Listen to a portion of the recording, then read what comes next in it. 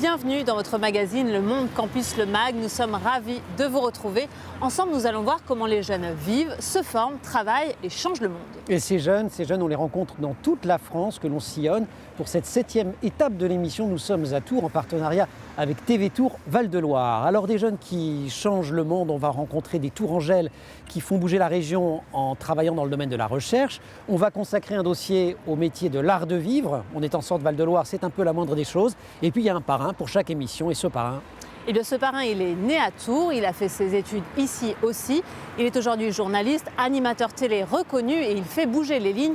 Emmanuel, je t'emmène retrouver Harry Roselmack. C'est parti, on y va.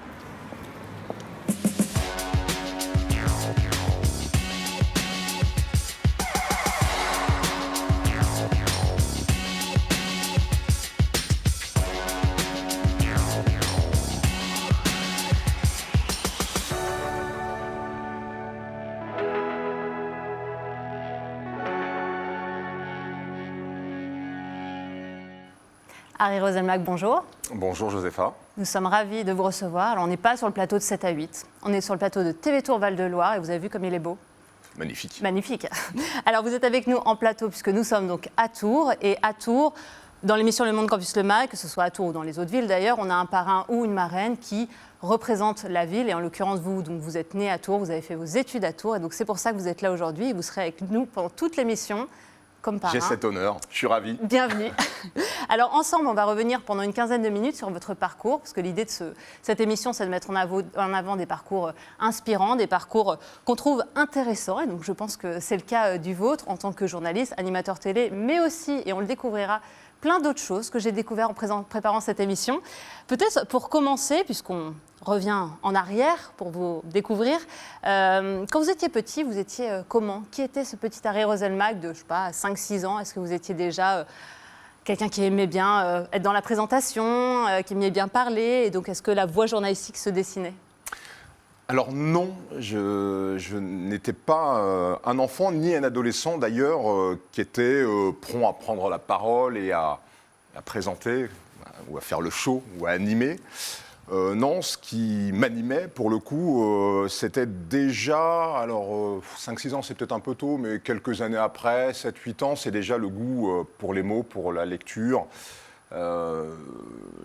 J'ai aussi commencé à écrire assez tôt, vers la dizaine d'années, parce que l'une des particularités de ma cellule familiale, c'est que mon frère et moi, nous vivions à Tours avec mes parents, mais ma sœur aînée vivait à la Martinique. C'est les circonstances qui l'ont voulu, et elle nous a rejoints lorsqu'elle avait 12 ans. Et donc, au départ, la relation que j'avais avec ma sœur était une relation épistolaire. Donc je me suis mis à écrire très tôt, et j'ai très vite compris la force des mots, l'importance des mots, voilà. Mais je n'étais pas tellement dans la notion de présentation. D'ailleurs, la télé, ce n'est pas quelque chose que j'avais envisagé quand je me suis décidé à devenir journaliste. Alors avant la télé, il y a eu aussi les études de journalisme. Ouais. Comment vous êtes venu au journalisme? Donc votre papa était dans la communication, vous m'avez expliqué de sa compagnie de CRS. Il animait une émission radio. Par ailleurs. Ouais. Par ailleurs, sur Radio Béton, à Tours. Et donc vous avez eu l'occasion de faire vos premiers pas à la radio à côté de votre papa. Comment ça s'est passé?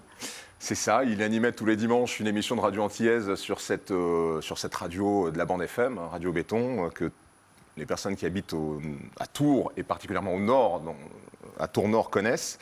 Et donc, tous les dimanches matins, moi, je faisais le flash d'infos. Alors, j'ai commencé à faire ça, j'étais en première. Donc, à 16 ans, j'ai commencé à faire les flashs d'infos dans cette émission. Donc, j'ai fait mes premières armes de journaliste amateur sur cette radio-là, dans cette émission que co-animait mon père. Avec papa comme professeur. Alors, comme professeur, il vous a transmis pas quoi vraiment. comme petit conseil à l'époque? Non, il ne se posait pas tellement en conseiller. À l'époque, j'étais pas mal dans le mimétisme, évidemment, de ce que j'écoutais. Je pense que c'est comme ça que font tous les jeunes qui veulent s'amuser à pratiquer un métier. J'étais beaucoup dans le mimétisme. Et à l'époque, j'écoutais pas mal de radio, et notamment France Info. Et donc, non, il était très, je pense, je le sais, même si ce n'est pas des choses qu'il me disait très régulièrement, mais qu'il était content que je sois avec lui le dimanche à la radio et qu'il était fier de ça. Alors la radio, ça a été donc vos premiers pas, vous les avez fait là-bas, et puis ça vous a suivi puisque vous avez été animateur sur RTL, France Bleu. Qu'est-ce qui vous plaît dans ce médium ? Alors, je me permets de corriger une toute petite chose parce que journaliste et animateur, c'est pas la même chose. Et notamment en radio, mais en télé aussi. Et je dis ça parce que j'ai beaucoup d'admiration pour les animateurs qui laissent beaucoup plus de place à un talent de rebond, un talent d'improvisation que moi j'ai assez peu. Et moi, ce qui m'a toujours beaucoup rassuré dans ce métier de journaliste, c'est justement la phase d'écriture et de préparation. Quand on me demande, pardon, j'anticipe peut-être, mais si sur le plateau du 20h, par exemple, il y a une grosse pression et un gros stress, moi, ma façon d'évacuer ce stress, c'était dans la préparation. Parce que justement, on a travaillé, on est prêt, on est capable aussi d'improviser. Si des choses doivent bouleverser le journal, mais on a notre trame, on a notre filet de sécurité. Et donc, je fais toujours un peu attention à reprendre, entre guillemets, gentiment, quand on parle d'animateur télé. Moi, je ne suis pas animateur. Journaliste, vraiment, c'est important. Et j'ai beaucoup d'admiration pour un garçon comme Nikos, qui a été journaliste, notamment en Grèce, où il présentait le journal du soir dans son pays, et qui est un animateur brillant. Moi, je ne saurais pas faire ça. Et donc, la question, c'était, pardon C'était justement, vous avez fait vos premiers pas en radio, vous avez continué, du coup, sur RTL, France Bleu. Pourquoi ce média, en quelques mots ? Je ne sais pas. Sa proximité avec l'événement ou le commentaire, même si aujourd'hui, avec les chaînes Tout Info en télé, on s'est rapproché aussi de ce qui fait le cœur de notre métier, c'est à savoir l'événement. Mais en radio, pardon, c'est quelque chose qui existait déjà énormément quand moi j'ai fait mes études et que j'ai commencé.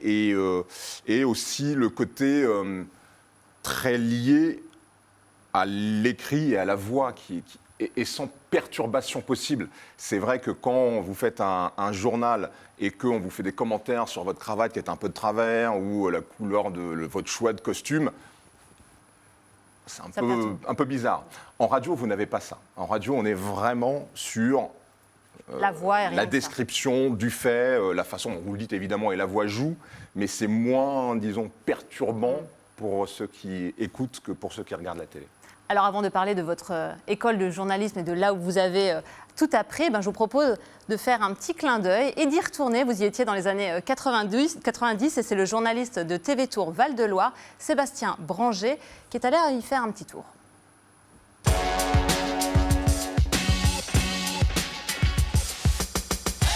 Je suis devant l'EPJT, l'école professionnelle de journalisme de Tours, l'une des 14 écoles reconnues par la profession. Je vous y emmène en déambulation. Il fait un petit peu froid, on se dépêche.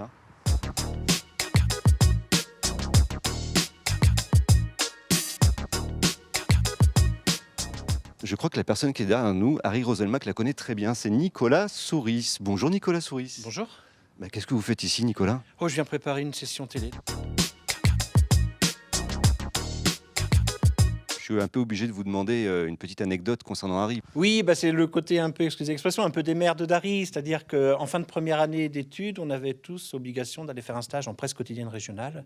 Et avec un autre copain de promotion, Yann, Harry, il s'est débrouillé pour être accrédité pour aller couvrir les Jeux Olympiques à Barcelone. Voilà, il avait déjà le sens de l'à-propos journalistique. Maintenant, on va rencontrer Laurent Bigot, qui est le directeur de l'EPJT, mais qui est aussi enseignant. On rentre dans sa classe tout de suite. L'EPJT, c'est un peu plus de 50 ans d'histoire. La naissance, c'est 1968. Et 2018, un grand virage a été pris au sein de votre établissement. Vous pouvez nous en dire quelques mots ? Oui, avec la transformation des diplômes. Nous avions ici un DUT auparavant et une licence professionnelle. Et on a fait évoluer ces diplômes vers un master. On s'est aperçu qu'il y avait quelques difficultés pour nos étudiants qui sortaient des études ici à 20 ans, 21 ans et parfois même moins.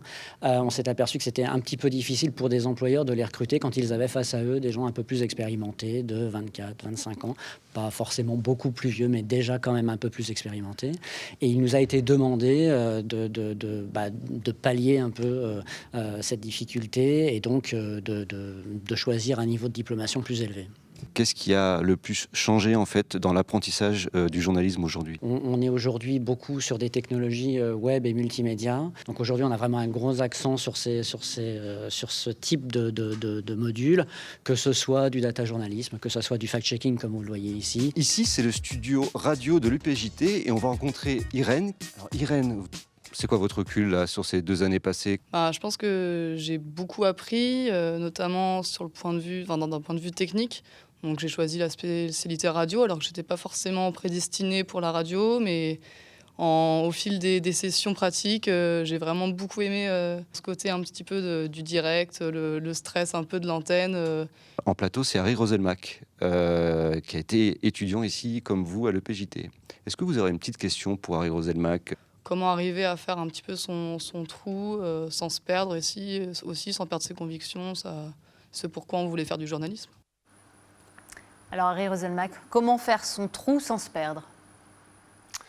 C'est une très bonne question. J'ai une anecdote à ce sujet. Quand j'étais où j'étais à l'époque ? J'étais dans le réseau France Bleu, mais je faisais partie du pool des jeunes journalistes qui remplaçaient les titulaires dans les locales. Donc j'allais de local en local en fonction des besoins. Et j'étais à Melun. J'ai été contacté de façon un peu indirecte pour passer un casting. Et ce casting, au départ, il était annoncé comme un casting pour un journal. Après, on m'a précisé le journal météo. Et au final, il s'est avéré que c'était pour le bulletin météo de TF1.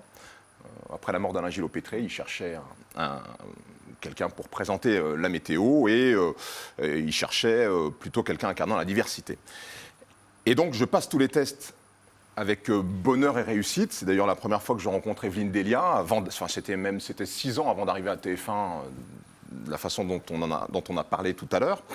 Et là, on me propose de faire la météo. Et moi, je dis, OK, je veux bien présenter la météo, mais trouvez-moi sur LCI, parce qu'en plus c'était un mi-temps, trouvez-moi un poste de journaliste.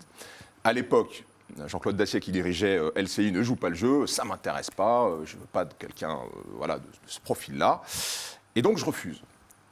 Alors qu'on me promet la notoriété, c'est un des moments où les Français regardent le plus la télé, c'est la météo juste avant le journal. Et je refuse. Pourquoi je refuse ?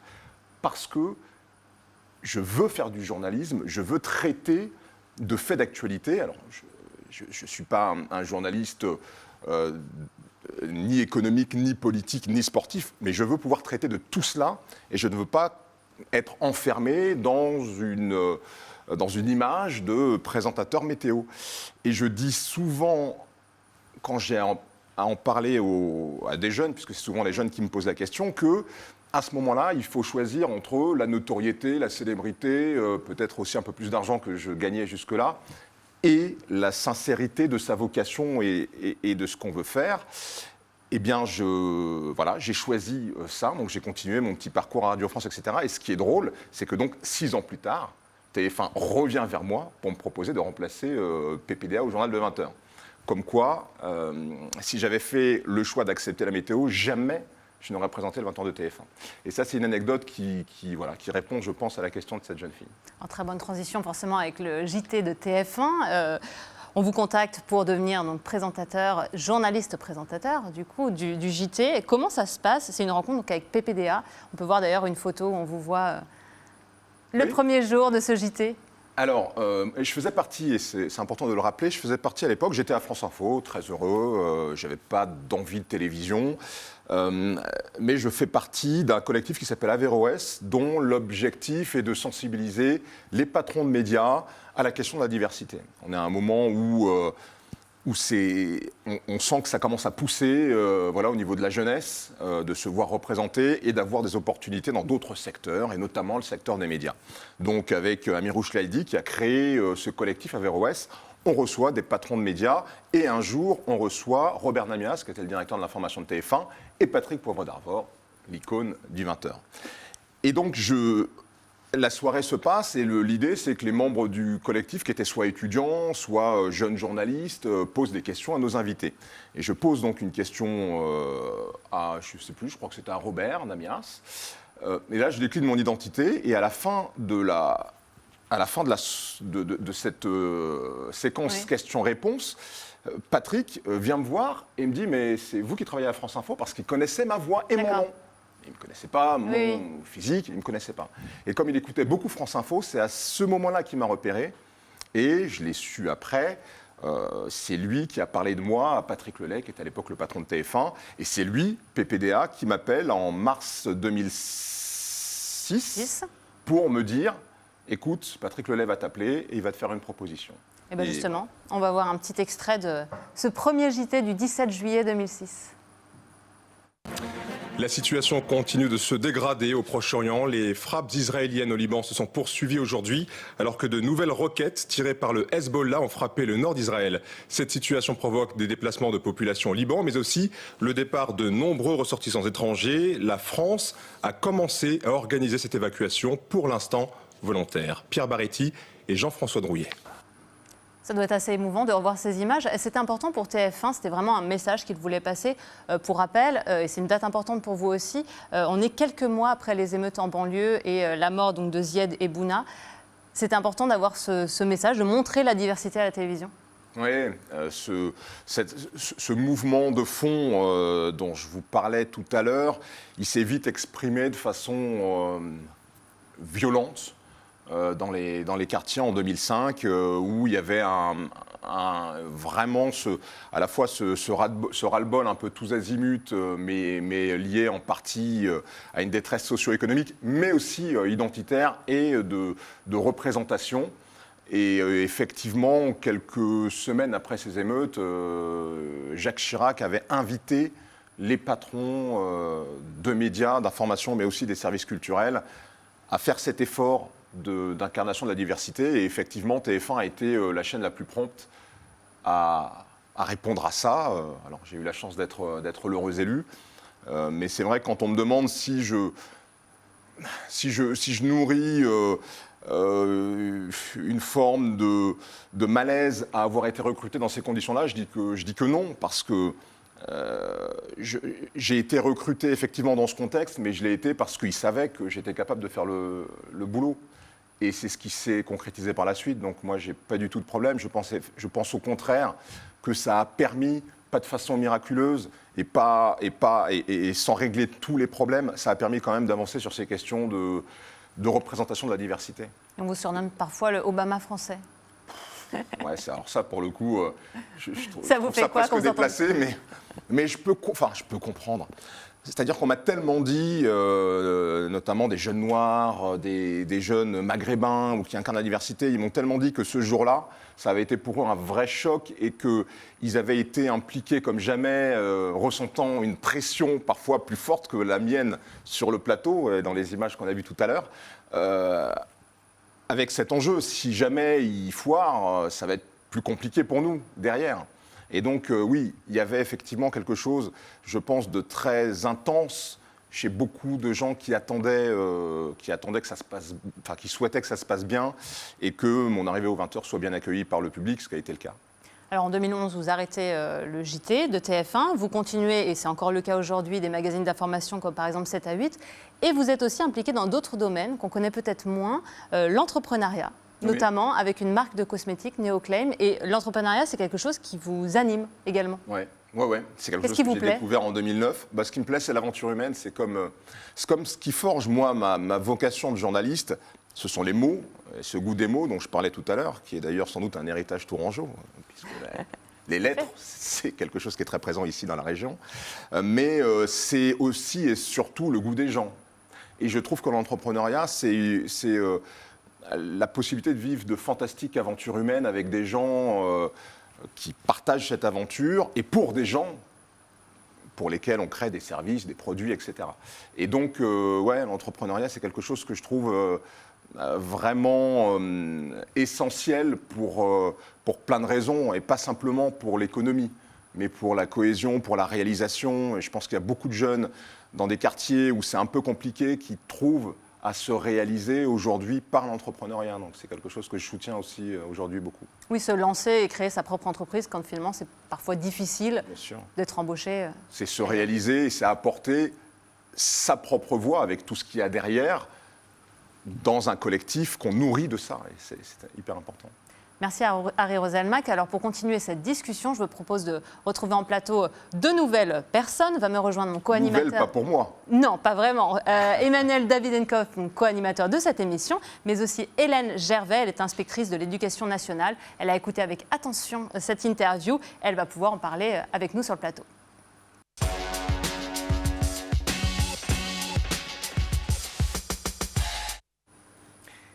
Hélène, bonjour. Bonjour. Inspectrice de l'éducation nationale. Si vous deviez tirer des enseignements généraux du parcours d'Harry Roselmack, quelque chose qui peut servir, une ou deux choses, à plein de jeunes, ou à leurs parents, ou à leurs enseignants. À d'autres lycéens. Alors d'abord, le parcours d'Harry Roselmack est sans doute exemplaire et assez exceptionnel. On voit bien qu'il avait un projet précis qui était celui d'être journaliste. Il l'a mené à terme.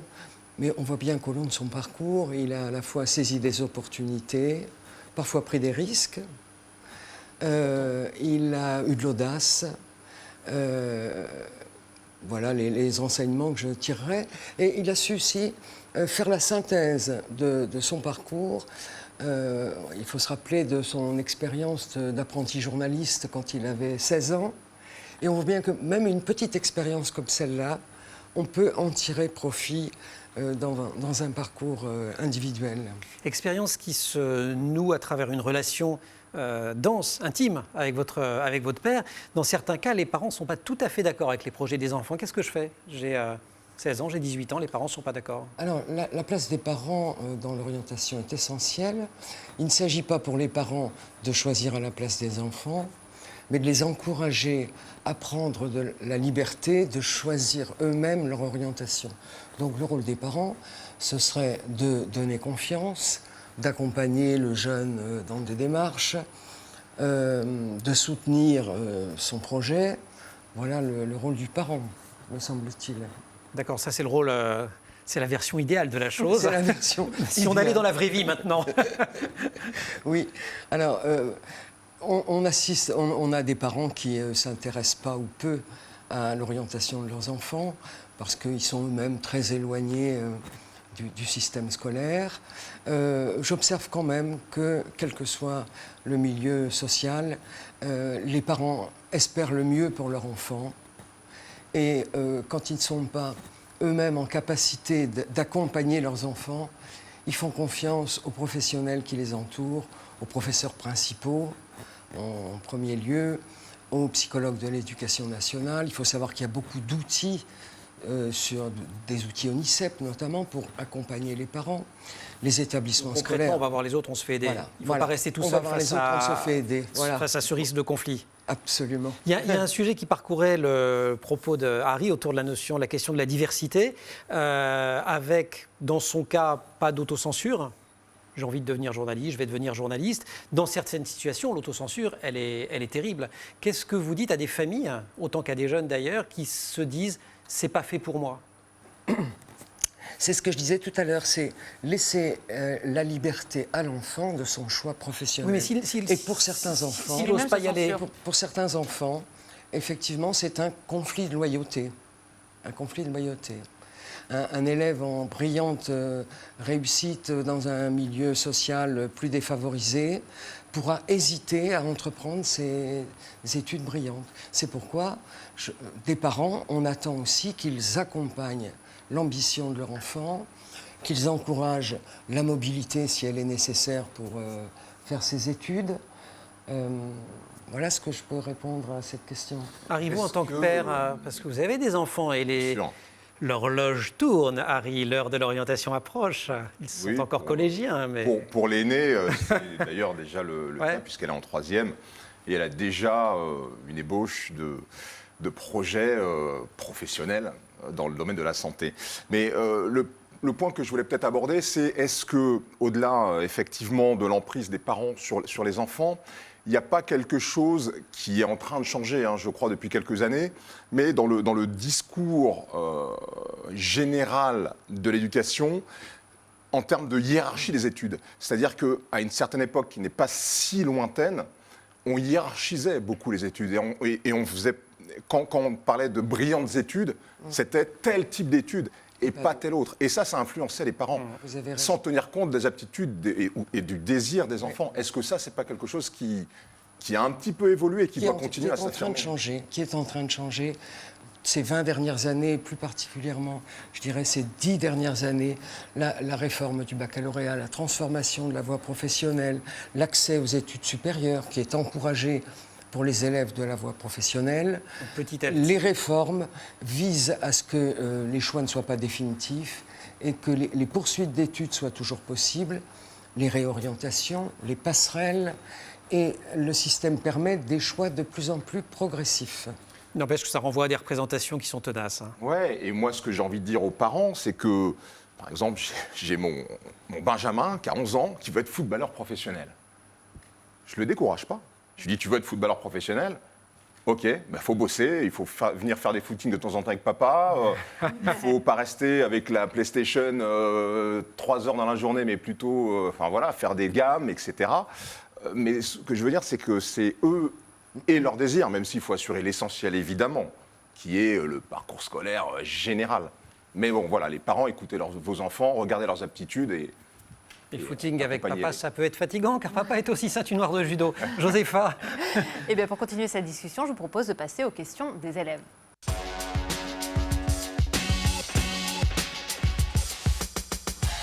Pour laisser la parole à la jeunesse, nous avons demandé aux élèves de première et de terminale du lycée Balzac à Tours de nous envoyer leurs questions. Et grâce à l'ONICEP, ils nous les ont transmises. Une première question de Caroline.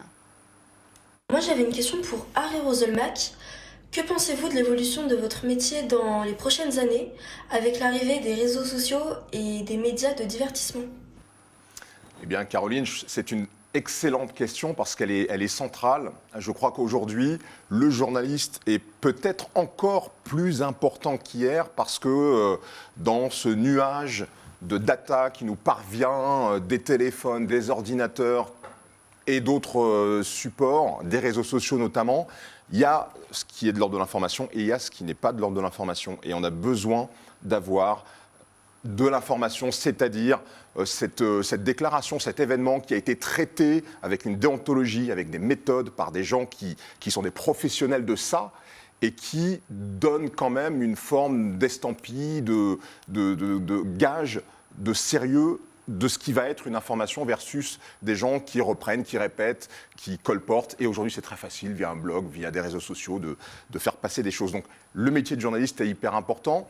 Et au niveau de l'éducation nationale, il est très important aussi aujourd'hui d'apprendre aux jeunes de faire le tri entre ce qui est de l'ordre de l'info et ce qui n'en est pas. Une autre question de Loane. Harry Roselmack, au-delà des diplômes et des études, quelles sont selon vous les qualités définissant un bon journaliste? Le goût des autres. Le goût des autres. Excellent. Moi, j'avais une mini-question de relance pour Hélène quand même, parce que j'ai dit inspectrice de l'éducation nationale. Josépha, qui est plus sérieuse que moi, avait précisé en charge de l'information et de l'orientation. Oui. Et c'est plutôt l'information sur l'orientation, mais ce que disait Harry, c'est-à-dire que l'information sur les questions d'orientation, on a besoin aussi qu'elle soit précise. Oui. Et là aussi, il y a des rumeurs, il y a des fake news, il y a un tas de choses. Vers qui je me tourne? Je suis parent, je suis un jeune et j'ai envie de savoir.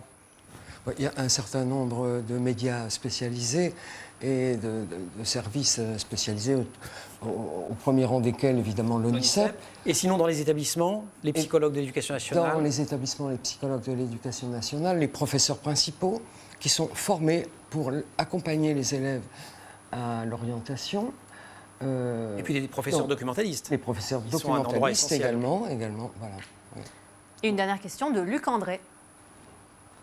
La discrimination positive, si elle était mise en place, ne pourrait-elle pas altérer les modalités de recrutement des journalistes? La discrimination positive, pour moi, ça ne doit être que l'un des critères du recrutement, sans doute, et certainement pas le principal étant la compétence du candidat, son désir et sa volonté de travailler et de faire grandir l'entreprise. Après, c'est vrai que cette question de la diversité des équipes doit, me semble-t-il, rentrer en compte. Mais non, l'idée, c'est pas de remplacer. La discrimination positive, c'est pas je sors un blanc, je mets un noir ou je mets un maghrébin, c'est surtout pas ça. Une femme. ou une femme. Enfin, quand je parle de couleur, je parle homme ou femme, en l'occurrence.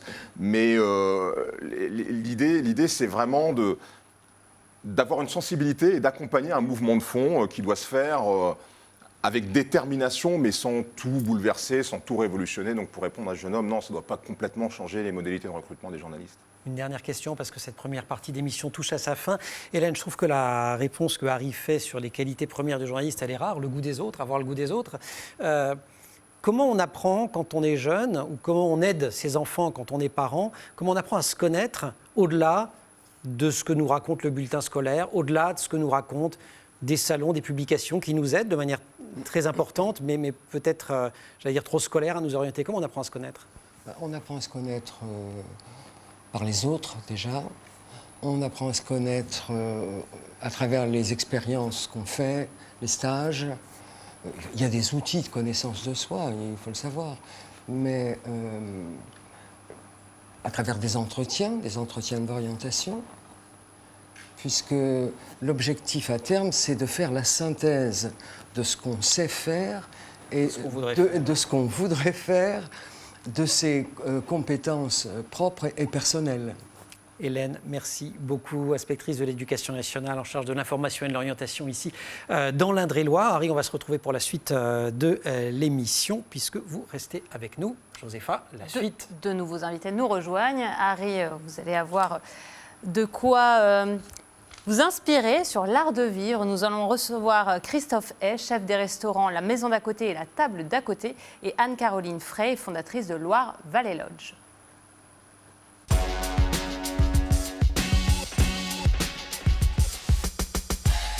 Et nous accueillons deux nouveaux invités sur le plateau de l'émission Le Monde Campus, le MAG. Anne-Caroline Frey, bonjour. Bonjour. Fondatrice de Loire Valley Lodge, et à vos côtés Christophe Hay, bonjour. Bonjour. Chef étoilé, double étoilé, c'est si on fait un gros plan. C'est ça, sur oui. un gros plan, on le voit. Et puis alors si vous leviez, on verrait également cuisinier. Qu'est-ce qui est écrit sur votre tablier ? Je suis maître cuisinier, en fait, qui est une association de chefs de cuisine. Ouais. Voilà, et qui est venu en tenue, donc on ne peut pas ignorer le métier que vous faites. On peut ignorer éventuellement, alors pas ici à Tours, mais au niveau national, l'endroit où vous l'exercez. La maison d'à côté, c'est à Montlivaud, c'est juste à côté de Chambord. Il y a aussi le bistrot, qui est mitoyen. Il y a la table d'à côté, ça c'est à Orléans. Et il y a bientôt Fleur de Loire. Exactement. Qui sera un superbe hôtel 5 étoiles, avec un restaurant, évidemment, à Blois, avec vue sur le château, la cathédrale, etc. Et Harry Roselmack, parrain de l'émission, qui est toujours avec nous. Avec vous deux, on va parler art de vivre dans les deux sens du terme. Il y a le sens courant, évidemment, celui qui renvoie aux métiers qui permettent de proposer aux clients des expériences d'exception, de titiller tous leurs sens, la vue, le goût, l'odorat. C'est ce que vous faites tous les deux. Et puis, il y a l'art de vivre au sens figuré, qui est celui de s'inventer une vie qui soit en accord avec ses valeurs, j'allais dire le métier de vivre, le métier de bien vivre. Et c'est aussi ce que vous faites l'un et l'autre, et c'est ce qui vous réunit sur ce plateau. Pour faire connaissance avec vous en quelques minutes et pour faire le lien avec la toute première partie de l'émission où Harry Roselmack a raconté son enfance et où on parle de comment on se construit, petit retour en arrière, vous avez 15 ans. Là maintenant, Anne-Caroline, comment vous vous voyez dans le futur ? Je me vois dans une grande entreprise pour faire plaisir à mes parents. Christophe ? Moi, je tiens à dire que je me suis reconnu un petit peu dans l'expérience d'Harry, puisqu'en fait, dès l'âge de 9 ans, je pense que je voulais être cuisinier et que voilà, je pense que tous autant qu'on est, quand on se donne une ligne de conduite et qu'on sait à peu près ce qu'on a envie de faire et là où on a envie d'aller, ça nous emmène. Et finalement, voilà, on a envie d'aller jusqu'au bout de cette ligne. Donc moi, je me la suis fixée. C'est vrai que j'avais entre 10 et 15 ans. Et aujourd'hui, il me reste encore un petit morceau de fer à faire pour atteindre cette ligne et j'en serais fier. Et je citais Blois, mais dans ces eaux-là, vous vous retrouvez au lycée hôtelier de Blois d'ailleurs, où vous avez fait une partie de vos études, je crois. Exactement. Anne-Caroline, alors 15 ans, grande entreprise pour faire plaisir aux parents. Mettons que vous avez 20 ans tous les deux maintenant. 20 ans, moi je suis toujours dans je veux faire plaisir à mon papa. Ok, 25. Grandes études. 25, je suis dans ma vie que j'avais décidé de me construire pour faire plaisir à mes parents. Je suis pas malheureuse. Et vous en êtes sortie comment alors avant de créer J'en suis sortie par amour, parce qu'on vient toujours à Tours par amour. Il faut en dire un tout petit peu plus. Non, j'y suis venue, j'ai travaillé dans la communication à Paris, où j'ai rencontré un certain nombre de choses, dont l'art de communiquer, l'art de vivre. Pour des raisons familiales, j'ai arrêté de travailler dans la com et j'ai fait ce qui me faisait un peu plus plaisir, où j'ai monté une société d'art au sens où mon ambition, c'était de mélanger l'art et l'art de vivre. Parisienne, working girl, j'allais très souvent dans les vernissages le soir parce que j'aimais l'art de ma nature. Et j'étais frustrée parce que vernissage, arrivé tard, champagne chaud, artistes fatigués et clients qui venaient de la galerie qui finit finalement pour voir les autres clients et pas trop pour voir l'art. Donc j'ai essayé de créer à ma façon la rencontre entre l'art et l'art de vivre, donc faire venir exposer des artistes que par ailleurs j'avais parfois en résidence dans une mini villa Médicis et autour d'une table, de quelque chose de convivial avec des meubles pour qu'on se rende compte de la taille des œuvres et qu'on ressente quelque part une vraie émotion en ayant vécu un instant qui vous appartient à vous, en face, à côté, sous une œuvre d'art et de le partager avec les voisins et l'artiste. Un des fils qu'on va tirer avec vous, et je voudrais vous entendre, Harry, aussi là-dessus, c'est quelque chose autour des valeurs, autour de l'éthique, finalement. Christophe, vous cuisinez pas n'importe quel produit, n'importe comment, c'est même votre marque de fabrique. Oui, aujourd'hui, on peut dire que mes valeurs, elles sont avant tout paysannes, puisque c'est aussi mes racines. Moi, je suis issu d'une famille agricole, on a une ferme familiale depuis 5 générations. C'est aussi ce qui m'a amené en fait à la cuisine. Ma maman était cuisinière dans un collège, mon papa était boucher, donc voilà, tout un ensemble de choses en fait qui ont fait que ma vie a tourné autour des jolis produits, du fait de cuisiner aussi. J'ai des odeurs en mémoire du temps que ma grand-mère pouvait passer en cuisine pour nous préparer le repas du dimanche en famille. Donc c'est des valeurs comme ça qui nous touchent et qui à un moment ou à un autre, on a envie de recréer en fait ce milieu-là dans notre établissement. Et c'est vrai que dans mes maisons, ce que je voulais surtout, c'était m'épauler des richesses locales, m'épauler de tous les petits producteurs qui souffrent en général, parce que c'est des gens qui travaillent dur, qui font un joli métier, mais qui ont du mal à se valoriser. Et pour le coup, voilà, moi aujourd'hui, je suis aussi ambassadeur des petits producteurs de la région centre. Ouais. Auquel parfois vous faites concurrence vous-même, parce que vous avez votre potager à vous, vous élevez votre bœuf, mais bref, ça ne suffit pas quand même à nourrir tout le monde. Harry, je voudrais en quelques secondes, parce qu'on va partir en reportage, mais vous entendre là-dessus, sur cette notion d'éthique. Elle était un peu sous-jacente dans la première partie de l'émission, mais les valeurs, l'éthique, c'est un petit peu la même chose. Comment on acquiert cette éthique? Ça s'apprend à l'école, ça s'apprend par la pratique? Vous-même, comment vous avez acquis une certaine éthique du journalisme? L'éthique, oui, ça s'apprend à l'école, ça s'apprend aussi dans la famille. Enfin, c'est quelque chose qui vient de loin. Ce que je trouve important, moi, chez ce qu'ils font, c'est que les valeurs et le patrimoine, c'est des choses qu'on doit mettre en partage. Tout à l'heure, vous demandiez à l'inspectrice d'académie, à Hélène Gervais, comment on ouvre les gamins. Mais les gamins, il faut qu'ils découvrent ça, il faut qu'ils découvrent des endroits comme les vôtres, il faut qu'ils découvrent des endroits comme les vôtres, il faut qu'ils touchent du doigt ces valeurs-là. Si dans certains endroits, ils ne connaissent pas, on ne peut pas adhérer à quelque chose qu'on ne connaît pas. Et donc, il faut partager tout ça.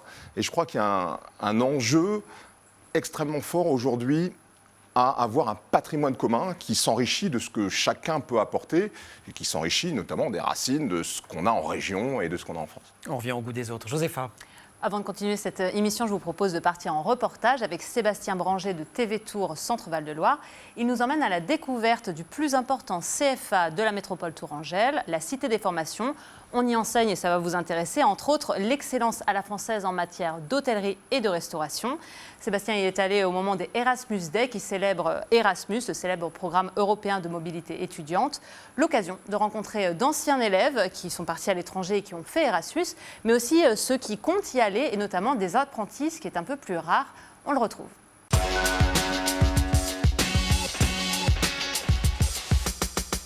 C'est une journée spéciale pour la Cité des formations de Tours. Une centaine d'apprentis sont réunis pour l'Erasmus Day, une journée consacrée au programme européen de mobilité des étudiants. On a un programme de longue durée où ils partent pour 6 mois. C'est un programme post-diplômé, c'est-à-dire qu'ils finissent leur étude ici et après ils partent avec leur diplôme et ils vont faire un stage de 6 mois à l'étranger. On a aussi des programmes de courte durée en cours de formation, donc ils partent pour 3 semaines. Et après, c'est seulement pour avoir c'est une espèce d'amuse-bouche, si tu veux. Ils vont avoir le goût de l'étranger et parfois c'est une espèce d'appât parce qu'elle a, ah ouais, c'est bien, je veux veux plus, je veux quand même m'insérer dans le programme de 6 mois et c'est très intéressant. Erasmus Day pour des apprentis en restauration ou en carrosserie, cela peut surprendre. Le programme est surtout connu pour s'adresser à des post-bac. Les dispositifs européens existent depuis longtemps, y compris dans l'apprentissage. Alors ça, c'est aussi le résultat d'une volonté politique du centre de la région, en fait. Le Conseil régional soutient et finance, avec des fonds européens, fait partie d'un consortium et nous incite, et c'est vrai que la Cité des formations, Aix, CFA des Douai et CFA de la Ville, s'est emparée de ce sujet dès que c'est sorti, en fait, dès que ça a été possible. Pour ce jour d'Erasmus, d'anciens candidats sont venus apporter leur témoignage, comme Nawel, parti en Irlande durant 6 mois. C'était vraiment une opportunité énorme et j'ai voulu la saisir. J'ai failli ne pas partir, mais finalement ma prof, vu que j'étais tellement motivée, a tout fait pour que je parte. Et c'était une expérience folle. Et j'en ai encore parlé avec eux, vu qu'ils refont ça chaque année. Donc j'ai été témoigner de mon expérience auprès de mon ancien lycée 2 fois pour les BTS et les bacs. Un témoignage qui ne laisse pas insensible William, apprenti sommelier, ultra motivé avant son départ pour l'Irlande. C'est une vraie chance de pouvoir partir à l'étranger et que ça fait toujours plus beau sur le CV de marquer 5 mois dans tel pays ou autre. Donc c'est aussi une chance à ce niveau-là, ça permet de développer ses compétences professionnelles, ça permet de s'ouvrir sur le monde en fait. Donc pour moi c'est une chance et qu'il faut Erasmus, faut foncer quoi. Si on a la chance de le faire, autant en profiter. Cette année, à la Cité des formations, ce sont près d'une vingtaine d'apprentis qui bénéficient du programme Erasmus. Un programme qui permet de voyager. Les uns et les autres, est-ce que les voyages, les déplacements, le fait finalement de traverser le pays ou les pays de long en large, ça vous a appris des choses? Je commence avec vous, Christophe, c'est un petit peu facile, mais à un moment, il y a la Floride quand même. Moi, je pense qu'on ne peut pas passer à côté finalement parce que ça fait partie aussi des découvertes dans notre façon de cuisiner, notre façon de s'ouvrir sur le monde. Et on a toujours des petites choses à découvrir un peu partout et finalement que ça soit un lieu historique ou alors ce côté aussi de la gastronomie, pour moi, les voyages, c'est important. Anne-Caroline, se déplacer? Moi, c'est capital dans ma vie personnelle et pour l'éducation des enfants. Et mon projet de Loire-Valley Lodge, je m'en suis inspirée au Japon, en Nouvelle-Zélande, en Australie, dans les pays du Nord, en Suède, en Norvège. Et quand mes clients me disent c'est incroyable de trouver ça en Touraine, c'est inédit. Et je pense que sans mes voyages, j'aurais jamais eu le culot, entre guillemets, de faire ce que j'ai fait au milieu des châteaux de la Loire. On va en voir quelques images d'ailleurs de ces lodges. C'est des lodges, mais je crois qu'il y a un endroit où on peut quand même on voit quelques photos. Il y a quand même un endroit où on peut se retrouver aussi. C'est-à-dire que je ne suis pas condamné à être soit dans ma chambre, soit en train d'avoir de la boue collée sur les chaussures en marchant dans les forêts. Vous avez voulu en faire un lieu de vie et de partage aussi, le goût des autres finalement. C'est là où on retrouve l'art de vivre. En fait, de la même manière que j'ai voulu réunir l'art et l'art de vivre, j'ai voulu réunir la nature, l'art et l'art de vivre. Et c'est pas parce qu'on a envie d'être dans la nature, perdu un peu et de se retrouver soi-même qu'on n'a pas le droit aussi de partager son expérience.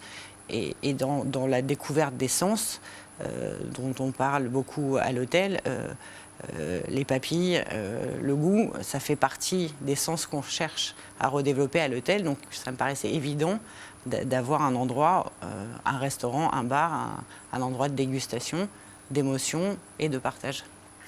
Harry, sur les ailleurs, le fait d'être originaire de la Martinique, en plus avec cette sœur qui est très présente finalement, y compris dans votre apprentissage de la vie finalement, à travers l'écriture, on apprend plein de choses. C'est quelque chose qui compte, c'est quelque chose qui vous a construit? Oui, c'est un plus. Mes racines, elles sont tourangelles, mais pas que, elles sont aussi caribéennes, martiniquaises. Et c'est ce qui fait le moi entier. Donc il faut m'accepter avec ça, il faut accepter les gens avec tout ce qu'ils ont et pas simplement une partie de ce qu'ils sont. Parce que sinon, ils ne rentreront pas dans la maison. On parle d'art de vivre, vous venez d'insister sur vos racines tourangelles. Vous-même, vous avez eu il y a l'appel de Tours. Christophe, vous êtes né dans la région. Je crois que vous êtes à Vendôme, c'est ça? Exactement. Je travaille sans regarder mes notes, je ne devrais pas. Il y a quelque chose de magique. Ici, tout le monde parle de la lumière, des bords de Loire. Comment vous décririez tout ça, en dehors de dire aux gens, allez voir les beaux tableaux d'Olivier Debré ici à Tours? Moi, je pense que cette Loire, c'est une artère en fait pour notre région et que quand on suit la Loire, finalement, on va découvrir aussi bien les jardins de la France que les lieux historiques. Et la Loire, aujourd'hui, on parle d'art de vivre, mais on parle surtout d'un lieu paisible où il fait bon vivre. Et on a besoin de se ressourcer, en fait. Et au fur et à mesure, on découvre des villages, on découvre une biodiversité qui est magnifique. La Loire, c'est un lieu... Ça vous fait respirer différemment, ça vous inspire? Elle a été classée en 2000. Aujourd'hui, c'est le seul fleuve en dehors du classé en classement. Europe. Moi, j'adore. Moi, concrètement, quand je pars à la pêche avec Sylvain le matin, je peux y aller, Sylvain qui est mon pêcheur, Sylvain Arnoux, je peux aller 4 fois à la pêche dans la même semaine. Les 4 fois vont être complètement différentes parce que la lumière est différente, parce que la faune va être complètement différente et la pêche va être différente et cette Loire, elle va avoir des couleurs différentes. Dans vos professions qui sont différentes, vous avez un point commun, c'est que vous êtes au contact de jeunes. Vous les voyez comment, les jeunes, aujourd'hui? Vous avez envie de leur dire quoi? C'est une génération qui a à la fois des défis considérables à affronter, que notre génération affronte aussi, mais qu'elle n'a pas eu à affronter quand elle avait 20 ans. En même temps, il y a une énergie, un enthousiasme. Comment vous les voyez? Les jeunes, il faut les soutenir. Les jeunes, il faut les soutenir, il faut les épauler, il faut être bienveillant avec eux, il faut être attentif, il faut être à l'écoute. Il y a beaucoup de choses aujourd'hui qui sont essentielles. Il y a beaucoup de personnes qui se plaignent et qui disent qu'il manque de personnel. Moi, aujourd'hui, j'ai aucun souci parce qu'en fait, je suis à l'écoute et aujourd'hui, les personnes nous rejoignent aussi pour l'attention qu'on peut avoir envers eux. Et en tous les cas, quand on aura compris que on n'est plus il y a 30 ans en arrière où il fallait crier sur tout le monde et pour que ça avance, aujourd'hui, il faut être bienveillant. Alors, j'aimais pas non plus, moi, il y a 30 ans, mais c'est pas grave. Anne-Caroline, communiquez dessus. Moi, je pense que les jeunes, il faut qu'ils aient confiance que c'est une période difficile pour eux. Enfin, je parle des 20, 30, 20, 25. Et que je crois qu'en fait, chaque génération a toujours eu une guerre. Et que quand on a confiance en soi, en son avenir, et qu'on pense qu'on fait quelque chose de juste, ça va revenir. Ils vont gagner cette guerre d'une façon ou d'une autre. Et moi, j'ai confiance en eux pour faire avancer la planète et sauver notre génération qui n'a pas fait que des trucs merveilleux.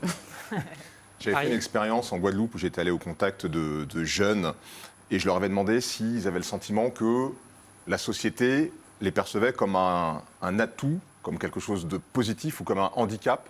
Il n'y en a pas un qui m'a dit un atout. Je crois que l'enjeu fort aujourd'hui, c'est de donner confiance aux jeunes, de les aider à prendre confiance en eux, en leur pouvoir, leur dire que c'est eux l'avenir et qu'ils ont les clés de l'avenir et de s'écouter tout simplement et pour qu'ils ressentent le fait que, oui, eux, ils sont des atouts pour le pays, pour la collectivité. Alors pour prolonger cette discussion, la directrice de l'ONICEP nous livre quelques conseils. Elle s'appelle Frédéric Alexandre Bailly, ses initiales c'est FAB et donc sa chronique s'appelle le Fab Lab.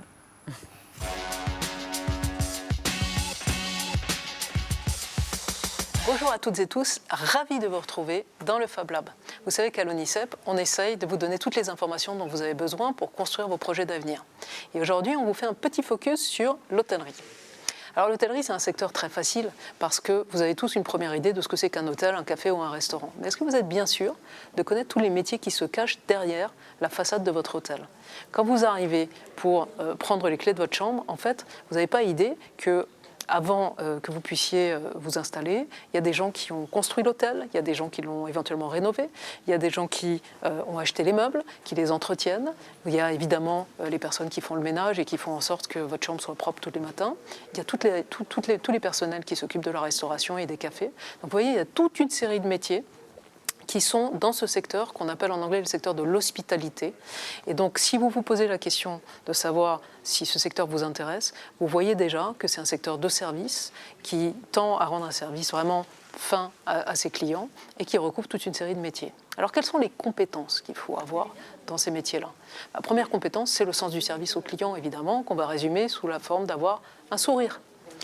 Deuxième compétence, c'est aussi la discrétion, parce qu'il faut savoir à quel moment on va apporter les choses dont les clients ont besoin et ils n'ont pas forcément tout le temps envie qu'on les dérange. Troisième type de compétence, c'est la capacité à être très bon en logistique. C'est-à-dire que tout ce qui se déploie derrière le service au client doit être fait de façon très efficace et arriver au bon moment. Et puis il y a un aspect qui est très important, c'est l'aspect des langues. D'abord pour accueillir des touristes ou des personnes en déplacement professionnel, mais aussi parce que ça vous permet de voyager. C'est un secteur dont les compétences s'exercent partout dans le monde et où l'excellence à la française est absolument reconnue. Donc pensez-y l'hôtellerie, c'est un secteur qui vous permet de voyager. Et par ailleurs, ça vous permet de voyager dans votre carrière aussi, parce que les compétences que vous allez déployer dans l'hôtellerie sont très appréciées aussi dans d'autres secteurs d'activité. Alors n'hésitez pas, continuez à vous renseigner. Et si ça vous intéresse, creusez un petit peu la question. Allez, à bientôt dans le Fab Lab.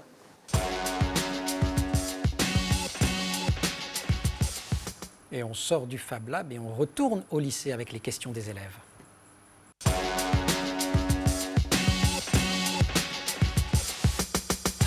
Les élèves de première et de terminale du lycée Balzac à Tours nous ont envoyé leurs questions grâce à l'ONICEP.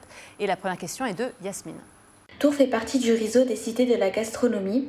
Vous-même, dans le Loir-et-Cher, êtes double étoile et étoile verte de la gastronomie durable pour le guide Michelin. Comment faire pour à la fois innover tout en perpétuant les terroirs du Val-de-Loire ? Elle est un peu pour vous, Christophe, celle-là. Je crois. Ouais.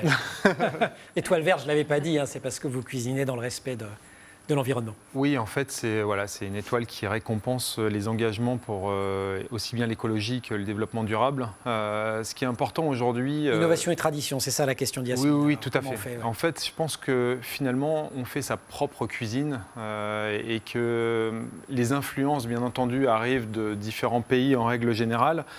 On parlait tout à l'heure par rapport à l'aménagement d'un hôtel au milieu des bois. Les influences venaient notamment du nord de l'Europe. Je pense qu'aujourd'hui, on a aussi beaucoup d'influences en termes de cuisine des pays nordiques et notamment des pays scandinaves, puisqu'en fait, plus ça va et plus on fait une cuisine finalement responsable, tout en utilisant les produits qui arrivent autour de nous. On sait qu'avec les nouvelles taxes environnementales qui vont arriver, on ne va pas avoir d'autre choix que de s'enrichir de tout ce qu'on peut avoir autour de nous. Donc quand on peut le faire, je pense que on découvre ces produits et finalement notre cuisine s'affine et elle avance avec. Une autre question d'Étienne. Comment peut-on attirer une clientèle internationale en étant situé en marge des grands réseaux mondiaux de déplacement ? On n'est pas vraiment en marge quand c'est ce on que est en j'allais dire, Touraine. parce que Chambord ou Tours ou toute la région Amboise. Moi, précisément, je pense que l'emplacement, c'est stratégique dans l'hôtellerie et que le fait d'être pas loin du TGV qui va partout dans le nord de l'Europe, à Paris, etc., d'être sur les autoroutes, d'avoir l'aéroport de Tours aussi, j'ai pas l'impression d'être très isolée en fait, moi. Moi, ce que j'entends dans la question d'Étienne, c'est pas forcément super éloigné d'ailleurs de ce que disait Harry tout à l'heure sur ces jeunes en Guadeloupe, si je me souviens bien, qui disait on n'est pas un atout. C'est que lui, bien qu'étant à Tours, ne se sent pas au cœur de tout ça. En fait, ce qui se passe, c'est quand même qu'on a une région qui était un petit peu endormie pendant une vingtaine d'années. Pas méchamment, mais c'est parce qu'en fait, on était sur une fin de cycle de certains grands noms de la gastronomie en région centre, et que finalement là on a un nouveau dynamisme qui arrive avec la jeunesse et puis une région qui se bouge énormément. On parle de la Loire à vélo, mais on parle aussi de toute l'évolution au niveau des trains et toutes ces choses. Donc voilà, on a une région qui est dynamique et qui attire de plus en plus des gens du monde entier finalement, et ça c'est intéressant. Et moi je le vois franchement. Quand je me suis installé en 2014, ça fait 7 ans aujourd'hui, et on voit qu'il y a un vrai intérêt. On commence à avoir des Russes, on commence à avoir énormément d'Amérique du Sud qu'on n'avait pas il y a 7 ans, quoi. Enfin, à Tours, on a 1h30 de Charles de Gaulle, aéroport international. C'est pas pire que certaines parties de l'Île-de-France où il faut 1h30 en taxi. Moi, je trouve ça formidable. Et ça coûte moins cher. Les deux questions, justement, pour rebondir sur le renouvellement de la région, ce sont des questions de Mathilde et de Tom. Pourquoi est-ce que développer des hôtels hors du commun peut t'aider à développer le tourisme en Centre-Val de Loire ? Est-ce un effet de mode ou un concept à long terme ? Anne-Caroline. Alors, j'ai la conviction que ce n'est pas un effet de mode et que c'est un concept à long terme, et que si aujourd'hui ça fonctionne, c'est parce qu'en fait c'est quelque chose qui est sous-jacent depuis une dizaine d'années. D'abord, on ne fait pas quelque chose comme ça en une année, donc ça fait longtemps qu'on travaille dessus. Et il y a un engouement, et le Covid, malheureusement, a aidé à accélérer cette reconnaissance du besoin de nature dont on a tous besoin. Donc j'ai la faiblesse de croire que ce n'est pas un effet de mode. Je pense qu'aujourd'hui, nos lieux nous représentent en fait, et c'est vrai que Fleur de Loire demain va être un lieu hyper engagé. Moi, ce que je veux, c'est que cet établissement soit une référence aussi en termes d'impact environnemental, tout simplement parce que j'ai connu mes grands-parents dans les années 80 à traiter avec des produits terribles et à pourrir les sols. Aujourd'hui, je pense qu'on se doit, nous, de donner autre chose pour nos enfants. Et donc, on va avoir 1,5 hectare de culture en permaculture, et ce lieu va être hyper engagé en termes d'impact environnemental. Donc, c'est vraiment voilà, ma conviction en tous les cas, et c'est encore... Voilà, ce n'est pas un effet de mode, c'est vraiment une conviction personnelle, et quand on crée ces lieux, on a envie aussi que les gens du monde entier viennent pour ça en fait. Fleur de Loire qui ouvrira au mois de juin à Blois en Vienne, hein, donc on a vu sur l'église Saint-Nicolas, la cathédrale Saint-Louis, le château, etc. Le pont. J'ai une dernière question, nous avons, parce que tu peux t'y associer, à tous les trois, puisque cette deuxième partie de l'émission touche à sa fin. Quel est et vous avez le choix, soit le meilleur, soit le pire conseil qu'on vous ait jamais donné en matière d'orientation? Harry. Il y a eu un pire conseil? Je ne me rappelle pas. Et le meilleur? Je ne me rappelle pas. Non. Christophe, ça donne le temps de la réflexion. En vérité, comme le disait Christophe tout à l'heure, j'avais déjà une telle conviction que c'est vrai que je ne me suis pas tellement appuyé sur les conseillers d'orientation pour décider de ce que je voulais faire. Je savais déjà. Mais sur votre père, vous lui avez demandé quand même? Il m'a transmis, une super relation apparemment. Ah, vous n'y avez pas demandé? Il m'a transmis. D'accord. Je savais. Moi, je pense surtout que la vie est faite de rencontres et d'opportunités. Et quand on a la chance d'avoir ces rencontres au fur et à mesure de l'évolution de notre carrière, pour le coup, ça nous emmène très loin. J'ai démarré avec Éric Rettler, qui était le seul chef étoilé sur Blois, qui m'a vraiment emmené dans ce chemin de la haute gastronomie. Et puis derrière, j'ai eu la chance de rencontrer Paul Bocuse. Donc voilà, c'est deux personnes qui ont fait que ma vie a été... plus que facile depuis que j'ai démarré, donc finalement... Donc c'est moins un conseil qu'une attitude que vous avez reçue tous les deux, c'est ça? Quelque chose qui donne confiance, qui... L'empowerment, comme disent les anglo-saxons, c'est ça, quelque chose qui j'ai le pouvoir d'y arriver, c'est ça? Je pense même qu'à l'époque, quand on me disait il va falloir aller voir la conseillère d'orientation, on se dit oh là là, qu'est-ce qu'on va faire là-bas quoi. Profitez du fait qu'elle est sortie du plateau, vous, c'est passage. Non, j'allais dire, le meilleur conseil qu'on m'a donné, c'est quelque part mes parents en disant fais un métier, choisis un métier qui te plaît, quels que soient les métiers, parce que c'est quand même là où tu passes une grande partie de ta vie, et se lever le matin en ayant envie d'aller travailler, ça vaut de l'or, quoi, pour la santé en tout cas. Et vos enfants, vous leur dites quoi? Moi, je les... Travail, vous leur dites travail, boss. Si tu veux dire Lionel Messi, boss. Voilà, je lui dis boss, mais boss pour faire ce que tu veux faire. Ce que tu aimes. Moi, mes filles, j'essaie vraiment de leur dire ce qu'on m'a dit, fais ta ligne, et voilà, déroule. Anne-Caroline? Moi, j'en ai 7, donc j'ai de la diversité, mais c'est un peu ce qu'on leur a dit. Et ce qui est intéressant, c'est qu'ils l'écoutent, parce qu'on a certains qui ont fait des écoles de commerce, des choses comme ça, et qui, à 25 ans, sont revenus à leurs racines, à la terre. Il y en a un qui est vigneron, un qui plante des truffes. Voilà. Donc, voilà. Quand même dans le même domaine que vous. C'est important, aujourd'hui, pour les jeunes en particulier, d'avoir un sens à ce qu'ils font.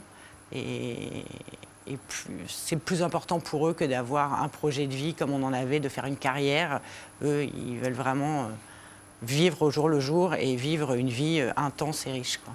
Merci beaucoup. Harry, vous allez rester avec nous pour la troisième partie de l'émission, puisque vous êtes le parrain de cette émission Tourangelle. Anne-Caroline, merci beaucoup. Donc, les Loire-Vallée-Loge, on peut y aller à tous les âges. Hein. Vous avez une clientèle, il y a plein de jeunes qui y vont. C'est pas un truc... On peut y aller à tous les âges. Et en revanche, si on veut amener ses enfants, il faut qu'ils mesurent 1,30 m pour des raisons de sécurité. Et oui, parce que tout ça se passe quand même dans la forêt. Christophe, merci beaucoup. Rendez-vous à Fleur de Loire, ça c'est en juin, mais on peut toujours continuer à aller... à la table d'à côté. Exactement. La maison d'à côté fermera le 2 mai et on ouvrira officiellement le 13 juin 2022, qui sera le jour de mes 45 ans. Donc rendez-vous pour mon anniversaire l'année prochaine. Joyeux anniversaire par anticipation. Et nous recevons en plateau deux nouvelles invitées avec vous, Harry. Isabelle Dimier-Poisson, qui est directrice du laboratoire Biomap, qui travaille sur la mise au point d'un spray nasal contre le Covid-19. C'est d'actualité. Et Adeline César, qui est doctorante à l'Université de Tours en infectiologie, elle aussi. C'est d'actualité aussi. C'est d'actualité aussi. Et elle a participé au concours Ma thèse en 180 secondes. Elle nous racontera.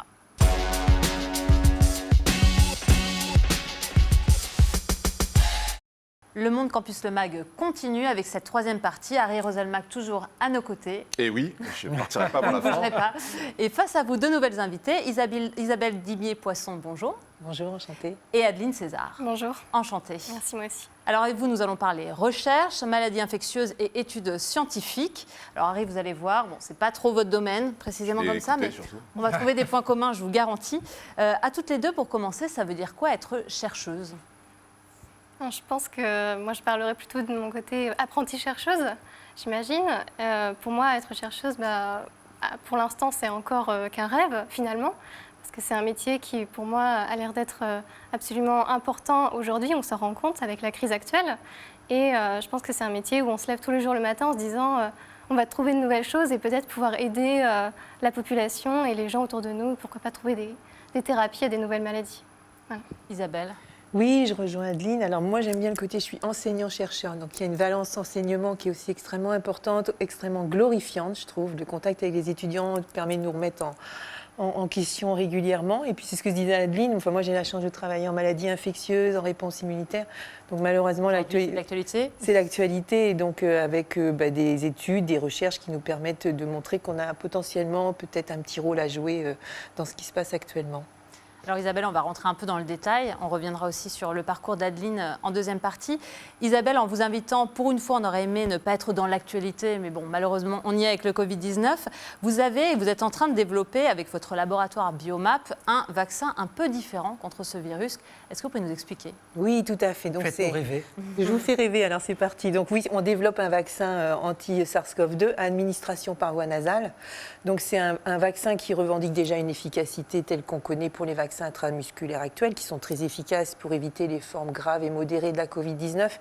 Mais comme on le voit aujourd'hui, malheureusement, on porte encore les masques, on fait encore les gestes barrières, puisque leur efficacité en termes de contagiosité, de transmission est encore modérée.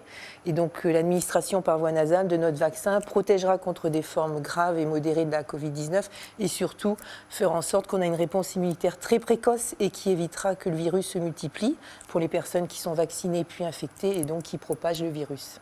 On va directement dans les voies d'entrée du virus. Alors pourquoi ? Parce qu'on va stimuler le système immunitaire, notamment des muqueuses, en plus de celui du systémique. Et donc dès que le virus rentrera par les fosses nasales, qui est la voie majoritaire... On l'attaque ici au lieu de l'attaquer ailleurs, c'est ça ? On l'attaque dès sa première contact. Exactement. Et donc les symptômes comme la toux, les éternuements ne seront plus. Et donc il n'y aura plus de possibilité de contaminer son entourage. Et ça se présentera comment ? Alors j'entends souvent le spray. Donc ce ne sera pas du tout un spray parce que tout le monde a utilisé un spray et vous savez comment c'est difficile de mesurer avec l'intensité, le volume qu'on souhaite délibérer. Donc ça sera vraiment un dispositif médical. Alors aujourd'hui, on est en échange avec deux grosses boîtes pharmaceutiques qui travaillent avec nous pour ce device. Et donc ça se présentera en gros comme une seringue d'un ml, mais sur lequel on adaptera un embout qui permettra, alors ce ne sera même pas invasif parce que ça sera vraiment à la porte d'entrée du nez et qui permettra de nébuliser le vaccin, de napper les fosses nasales et d'induire la réponse immunitaire souhaitée. Alors là, on en est où dans ces phases de recherche ? Vous avez testé sur les animaux, vous attendez le go là pour lancer les tests sur les hommes. Quelles sont les prochaines étapes ? Alors là, le vaccin tel que j'ai aujourd'hui dans mon laboratoire, il ne peut pas être utilisé chez l'homme. Il a besoin de nécessiter un certain nombre d'étapes qui vont le valider en termes de sécurité. Et donc là, on a eu la chance déjà d'avoir une subvention par le ministère de la Recherche qui nous permet tout de suite d'enclencher cette production qu'on appelle une production GMP. Et donc suite à cette production, GMP c'est Good Manufacturing Practice, ça veut dire les bonnes pratiques de laboratoire pour être sûr que notre vaccin soit validé au niveau des différents paramètres d'utilisation. Et donc ça, on l'a déjà enclenché. Donc ça, c'est une très bonne chose pour nous et on va pouvoir ensuite rentrer dans les phases cliniques. Et on est déjà en réflexion avec les phases cliniques avec 2 hôpitaux. Donc oui, c'est quelque chose qui est très bien. On est porté par l'Agence nationale de recherche contre le sida et les maladies infectieuses émergentes, qui est un vrai garant de, j'imagine, la crédibilité scientifique de nos travaux. Voilà, c'est un accompagnement très soutenu de cette agence nationale. Donc oui, il y a des choses très positives qui se font. Harry, est-ce que le journaliste, il y a un petit côté chercheur aussi, non ? Quand vous avez dit tout à l'heure, c'est le goût des autres, la qualité première, mais la curiosité, c'est pas mal non plus. Ouais. Et de ne pas partir avec des a priori. Ouais, moi je suis très admiratif des gens qui repoussent la frontière de la méconnaissance, c'est-à-dire des gens qui apportent des connaissances nouvelles. Je suis un passionné d'astrophysique, par exemple. Alors je suis modestement néophyte de tout ça, mais j'adore écouter les gens qui savent et qui nous apprennent des choses. Alors, quand on est chercheur, on est donc en phase de recherche. On cherche. On peut trouver, mais des fois non. Comment on gère cette attente, ce côté persévérant justement qu'on peut avoir en tant que chercheur? Alors c'est vrai qu'il peut y avoir une frustration. C'est souvent où on va pouvoir ensuite avoir un certain nombre de résultats scientifiques, le valider par des productions comme des articles scientifiques, des brevets. Et puis à un moment donné, on peut aller un petit peu plus loin et avoir ce genre de projet qui se concrétise. Là par exemple, nous on va pouvoir être amené à développer une start-up à partir du mois prochain qui va nous permettre d'enclencher le développement. Donc certes, bon, je pense qu'Adeline, elle le sait, il y a des semaines où tout va bien parce que les résultats sont positifs et puis d'autres semaines où c'est des résultats négatifs, on s'interroge. Mais c'est en continuité une interrogation, une remise en question de soi-même et je pense que ça, c'est vraiment un point positif. Donc on avance avec des échecs, mais on avance aussi avec des résultats positifs. Donc oui, c'est un métier qui est très, très, très beau de ce côté-là. Adeline César, justement, ce rapport à la recherche, à l'attente, peut-être au non-trouvailles, c'est-à-dire que des fois on va dans une voie et puis finalement on va dans le mur, mais c'est important aussi de se tromper. Oui, totalement. Je pense qu'on apprend énormément de ses erreurs et effectivement, comme le disait Isabelle, la remise en question, c'est extrêmement important pour moi dans la recherche et cette curiosité qu'on va avoir pour comprendre comment fonctionnent les choses, effectivement c'est le cœur de notre métier, mais aussi nous, comment on va faire pour prouver quelque chose et comment avancer justement quand on fait face à un obstacle. Est-ce qu'il n'y a pas un bonheur en soi à chercher? Est-ce qu'un chercheur qui passe sa vie à chercher et qui n'a jamais rien trouvé, il est frustré à la fin de sa carrière? Non, je pense pas parce que moi je suis presque en fin de carrière et j'étais pas frustrée. Donc non, c'est ça, c'est la remise en question et c'est pouvoir décortiquer des mécanismes cellulaires, moléculaires, arriver à... Une excitation permanente en fait. Oui, c'est ça. Et puis aussi, là, on dit, c'est aussi un travail d'équipe. Collectif, oui. C'est un travail collectif, donc c'est un échange permanent avec les gens de l'équipe. Donc ça, c'est vraiment très positif également, oui. Et en même temps, le fait de ne pas finalement trouver ce qu'on attend, c'est aussi une forme de réponse, je trouve. Quand on a des résultats négatifs, ça peut sembler être quelque chose pris comme un échec, et en fait pas du tout. Avoir un résultat négatif, c'est quand même un résultat pour nous et ça nous permet d'avancer. Ça élimine une piste déjà. Exactement, ouais. C'est comme au Cluedo quand on barre les, les options. On va évidemment continuer la conversation. Je vous propose avant de partir à la découverte de l'IRBI, l'Institut de recherche biologique sur l'insecte. Là-bas aussi on cherche, on lutte non pas contre le Covid mais contre les insectes vecteurs de maladies. C'est ce qu'on appelle la lutte biologique. Et dans ce reportage, 2 chercheurs vont vous faire découvrir leur travail sur le frelon asiatique, une espèce importée, vous le savez, très agressive, très envahissante, qui cause des ravages sur les colonies d'abeilles. C'est un reportage dans lequel on découvre aussi la formation des jeunes chercheurs au sein des laboratoires. Il est signé Sébastien Branger de TV Tour Val-de-Loire.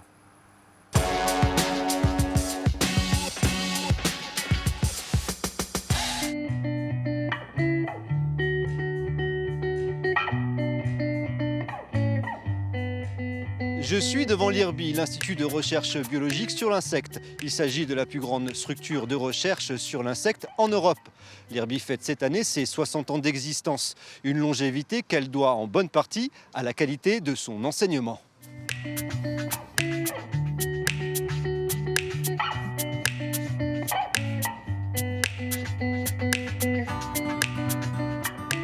Alors Mélissa, qu'est-ce que vous êtes en train de faire ici ?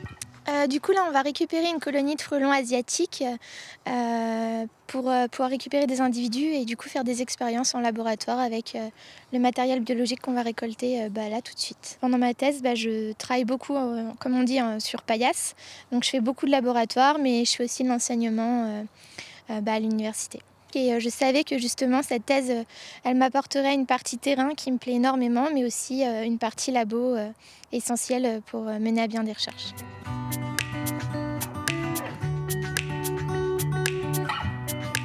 Un directeur de thèse, en fait, c'est de proposer à un étudiant un sujet de recherche et ensuite de suivre et d'encadrer l'étudiant sur ce projet-là. Donc de l'aider à acquérir toutes les pratiques pour mener à bien un projet de recherche, comment mettre en place les protocoles, comment les suivre, comment faire les expérimentations et ensuite comment traiter les données et derrière les communiquer par soit lors de congrès scientifiques, soit par publication scientifique.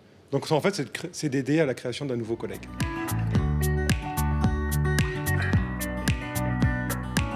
Quelle est pour vous en fait l'importance d'avoir des étudiants chercheurs au sein de votre institut ?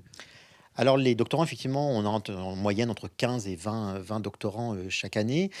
C'est une force vive qui est extrêmement intéressante, non seulement parce que généralement c'est des jeunes gens passionnés, mais c'est aussi parce que c'est une richesse culturelle. C'est-à-dire qu'on a des étudiants qui viennent de France, mais qui viennent aussi de plein d'autres pays. Et donc, globalement, avec aussi des chercheurs qui sont d'origine étrangère, ça crée aussi un dynamisme parce que c'est des perspectives différentes, c'est des formations différentes, c'est des points de vue différents. Donc ça, c'est extrêmement enrichissant. Alors, Monsieur Giron, j'ai une dernière chose à vous demander. Est-ce que vous avez une question pour notre invité en plateau ?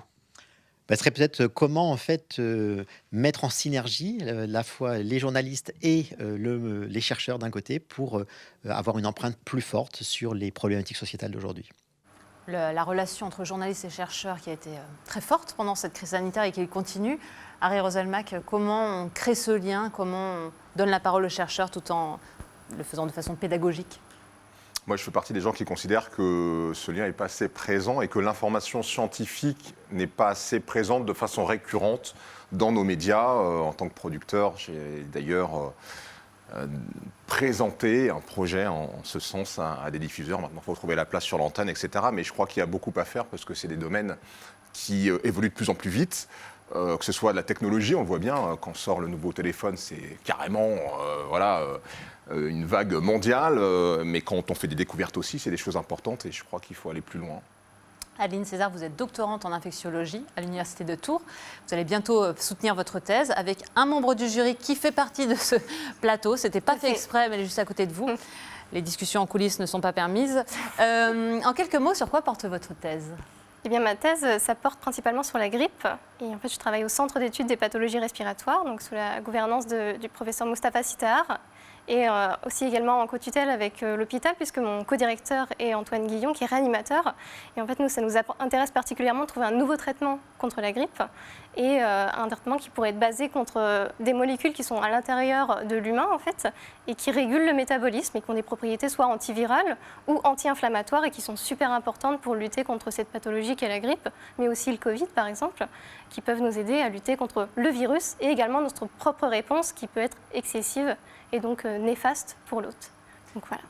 En mars 2021, vous avez participé à un concours qui s'appelle Ma thèse en 180 secondes. C'est un concours qui permet aux doctorants de présenter leur sujet de recherche en français, en termes simples, devant un auditoire profane, en quelque sorte, et diversifié. On va voir un petit extrait. Vous allez nous raconter comment vous avez préparé ça et qu'est-ce que vous en avez retenu. Les maladies respiratoires sont devenues des enjeux de santé publique majeurs. Et pour faire face à ces virus, le monde entier se mobilise à travers des vaccins ou des molécules antivirales.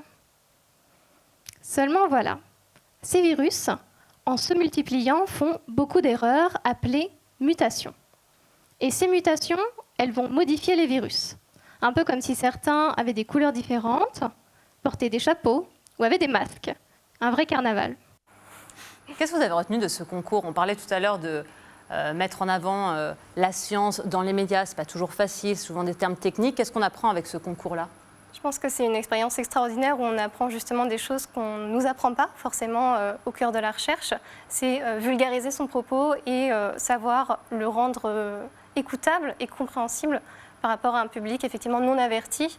Et je pense que c'est particulièrement important en ce moment, on le sait avec la crise, puisque c'est important de pouvoir faire comprendre aux gens qu'est-ce que c'est la recherche, comment nous on se mobilise et de faire comprendre qu'on travaille tous ensemble main dans la main, les chercheurs, les médecins et également d'autres corps de métier comme le journalisme effectivement, pour pouvoir faire avancer la science face au Covid tous ensemble. Et ce genre d'initiative comme Ma thèse en 180 secondes, ça nous aide à chaque fois à faire le choix des bons mots face à un public qui n'est pas connaisseur du sujet et aussi savoir comment dire les choses, l'éloquence, le souffle et le rythme et ce genre de choses qu'on apprend et qui sont super importants dans la recherche face à des gens qui ne connaissent pas forcément notre métier.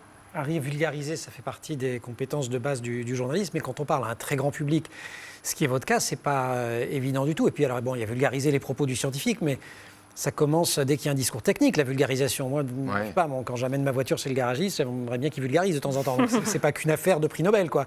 Il y a des règles, c'est quoi ? C'est ce qu'on apprend, nous. C'est pour ça que c'est important de faire confiance à des gens qui ont la formation de journaliste, qui ont soit par la pratique ou par les études, ce savoir-faire. Mais ce que je voulais dire, c'est qu'il y a le lien de confiance spontané, il est rompu aujourd'hui entre les spécialistes, les élites et les gens. Les gens, avant, vous allez chez le docteur, vous ne comprenez rien, mais c'est le docteur, il vous dit de prendre ça, vous le preniez. Maintenant, les gens, ils veulent comprendre. S'ils ne comprennent pas, ils ne le prennent pas. Même si la parole, si la parole, elle vient de l'expert. Et donc, il y a un vrai enjeu, effectivement, pour l'expert, à savoir expliquer ce qu'il fait et expliquer ce qu'il va proposer comme traitement aux gens pour qu'ils y adhèrent. Alors Isabelle, vous êtes enseignante-chercheur, on l'a dit. Vous apprenez à vos élèves, justement, à vulgariser, à parler avec des termes non techniques, entre guillemets, pour pouvoir parler au grand public ? Oui, alors moi j'enseigne plus particulièrement aux étudiants de sciences et de pharmacie. Donc je le retrouve plus pour les étudiants de pharmacie quand ils vont se retrouver derrière le comptoir pour avoir, je dirais, les conseils qui vont faire que, c'est ce que disait Harry, c'est-à-dire qu'on a vraiment maintenant des gens qui vont écouter le discours du professionnel de santé mais qui vont aller vérifier si ce qui est dit est vrai. Et du coup, c'est là où il faut avoir le bon discours avec les mots qui vont convaincre pour passer le message et ne plus avoir ce doute. Donc là, effectivement, nous, les étudiants de pharmacie, c'est ayez le bon conseil. On n'a pas forcément la science infuse, on peut douter, donc il faut après pouvoir redonner les bonnes informations, mais surtout faire passer le message pour que ce soit vraiment, dans mon cas, les professionnels de santé qui aient la parole et le conseil, et pas forcément Internet. C'est pas déprimant quand on cherche, on recherche, on trouve des résultats, et quand on les met sur la place publique en disant voilà, j'ai trouvé, je vous montre, et en face, on a des réactions peut-être sceptiques ou de doute. Alors moi, je ne le vois pas comme ça. Je pense que quand l'information est bien donnée, quand on pense que la personne en face de soi a les capacités, et c'est toujours le cas de les comprendre et de les interpréter, je pense qu'au contraire, on arrive à faire passer le message. Avant de continuer, on va passer aux questions des élèves.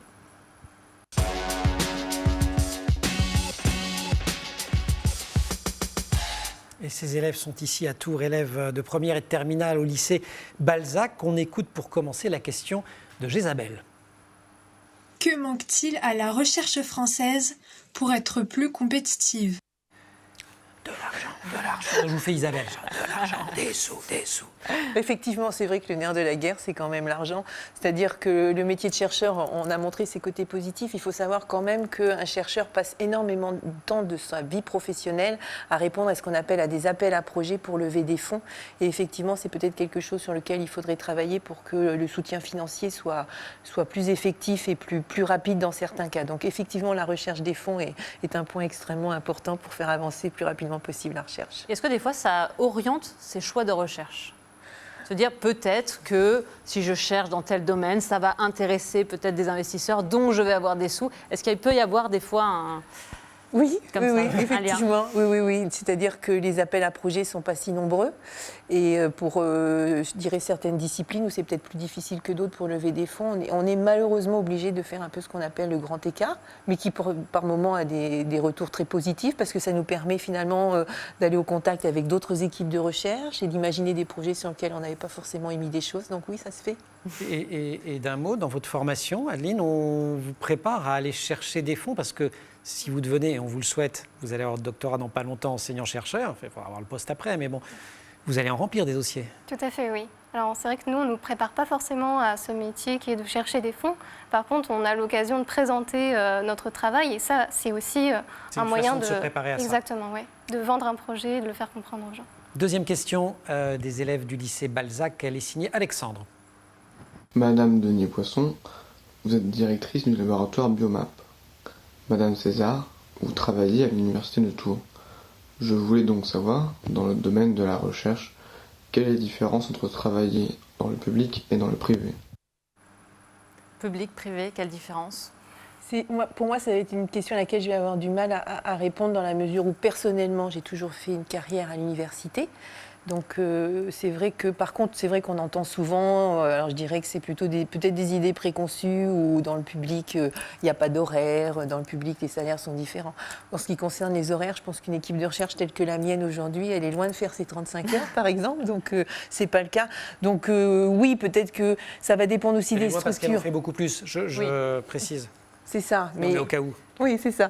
Et puis c'est vrai que la recherche, c'est tellement grand comme mot, c'est-à-dire que ça, entre une équipe qui va travailler dans une petite start-up biotech et une équipe qui va travailler dans un des plus grands groupes pharmaceutiques, je pense qu'on ne peut pas faire tout de suite quelque chose qui est trop, pour moi, restrictif. Et l'argent aussi, peut-être.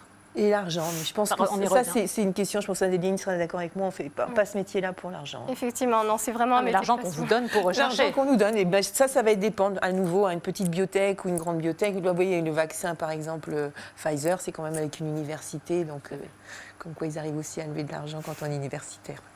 Et c'est Est-ce que je pourrais poser juste une petite question? Non, vraiment, je ne comprends pas. Vous avez sur le fait que des trouvailles de grands labos, alors certes qui ont été financés, mais ne bénéficient pas à tout le monde pour des raisons d'argent. Est-ce que vous qui cherchez et qui trouvez, c'est pas quelque chose qui vous révolte? Bien sûr, bien sûr. Et d'ailleurs, nous, c'est la réflexion qu'on a dans le cadre du vaccin nasal aujourd'hui, où on sait qu'on a ce grand écart entre, je vais dire, les pays dits développés, où la couverture vaccinale, elle est déjà très bonne, parce qu'on a eu accès tout de suite au vaccin, et tous ces pays, notamment sur le continent africain, où on a certains pays où ils sont à 2% de couverture vaccinale. Et donc, nous, c'est une réflexion aujourd'hui qu'on a, par exemple, dans le cadre de la start-up, où on espère que notre vaccin sera produit à des coûts modérés pour permettre l'accès. Donc, oui, il y a cette réflexion qui décide du coût. Alors là, on va partir avec, c'est différent pour le vaccin Covid, c'est un marché d'État. Donc du coup, là, on va essayer de faire en sorte que ce soit des marchés qui soient travaillés avec les États avec lesquels on va discuter pour amener une libération du vaccin qui va être en accord avec la demande des pays qui en ont extrêmement besoin aujourd'hui. Troisième question des élèves, elle est signée Pauline. Pensez-vous que le Centre Val-de-Loire propose assez de formations et de centres de développement pour la recherche actuellement? Alors, moi, je dirais oui. Oui, c'est une région qui est extrêmement riche, notamment, Adeline le sait, au niveau, par exemple, des formations Bac+5 avec des masters. Il y a des masters de vaccinologie, il y a des masters d'infectiologie. On a même des masters Erasmus Mundus. Donc ça, c'est tout orienté par la vaccinologie. Des masters internationaux. Comme voilà, Erasmus qui est un programme d'échange, mais Mundus qui indique bien qu'on sort même d'Europe pour faire ces masters. Exactement. On a également des plateformes de formation pour la bioproduction des biomédicaments. Donc oui, la région Centre-Val-de-Loire. De toute façon, on sait, il y a des vaccins qui sont nés au niveau de la région Centre-Val-de-Loire et je pense que c'est un vrai focus pour cette région. Oui, moi, je rejoins totalement Isabelle là-dessus. J'ai eu la chance de faire toutes mes études à Tours et de trouver exactement ce que je cherchais à Tours. Et effectivement, il y a un IUT, il y a une université, il y a des prépas. Donc honnêtement, je pense que dans cette région, on a tout ce qu'il faut pour faire un métier de recherche plus tard. Et vous resterez chercher à Tours? J'espère. Vous êtes toutes les deux donc des femmes chercheurs. Quelle est la place des femmes dans votre domaine? Je pense qu'elle est Sachant très que présente. vous êtes un peu plus nombreuses en biologie ou Tout à fait, oui, en fonction des domaines. C'est ça. C'est vrai qu'en biologie, on est particulièrement présente. Moi, je vois dans les cours que j'ai eus à l'université, je dirais qu'on est environ 70% de femmes. Ça fait plaisir de voir que c'est un métier scientifique qui peut à la base peut-être rebuter les femmes et qui finalement, elles sont extrêmement présentes dans ces milieux. Et également dans les laboratoires, du point de vue plutôt professionnel, à tous les postes.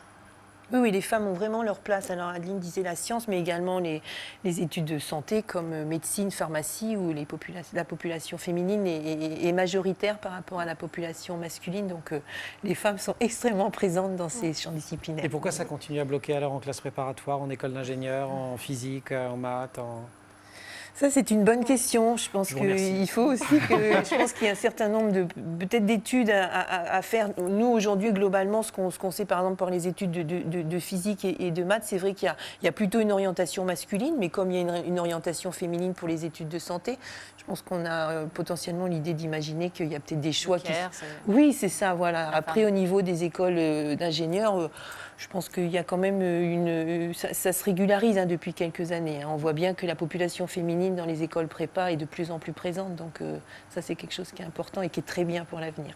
Alors, en tant que journaliste, des fois, Harry Roselmack, je ne sais pas si vous serez d'accord, mais on a envie d'interviewer des expertes, mais ce n'est pas toujours facile. C'est-à-dire qu'on contacte éventuellement des femmes chercheurs.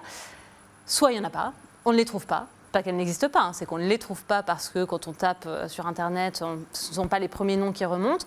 Ou alors, quand on les contacte, elles n'osent pas forcément venir apporter leurs connaissances, leurs témoignages, parce qu'elles considèrent parfois qu'elles n'ont pas assez de connaissances, alors que ce n'est pas du tout le cas. Pourquoi cette réticence comme ça des femmes dans la recherche à s'exprimer ? Alors, je pense que nous, on ne le vit pas forcément personnellement et par rapport aux collègues qu'on a. Après, si je peux faire peut-être un retour, peut-être un manque de confiance. C'est-à-dire, et puis je pense qu'il y a une différence entre ma génération et celle d'Adeline, ça c'est clair, et je pense que la génération d'Adeline, on ne verra plus du tout ces différences. Pour ma génération, oui, effectivement, il y avait encore ce choix, je le vois au niveau des collègues professeurs qui sont effectivement plus représentés au niveau de la gente masculine, mais ça je pense, et j'espère vraiment que c'est en train de changer. Harry, la question de la parité dans les émissions que vous animez, c'est une question importante? Oui, c'est une question importante. Maintenant, c'est vrai que le journalisme, et notamment de plus en plus en reportage, mais notamment en présentation, est un métier très féminin aussi. J'ai été très marqué de voir, j'ai donné quelques cours à l'IUT il y a quelques années et j'ai été très surpris de voir des promotions à 60-70% féminines. À la rédaction de TF1, il y a plus de filles, de femmes que d'hommes, me semble-t-il. Et donc, non, c'est un métier qui... Et dans les gens qu'on invite? Alors, dans les gens qu'on invite, c'est vrai qu'il y a cette problématique. Est-ce qu'il faut avoir que cette Josépha, réflexion-là?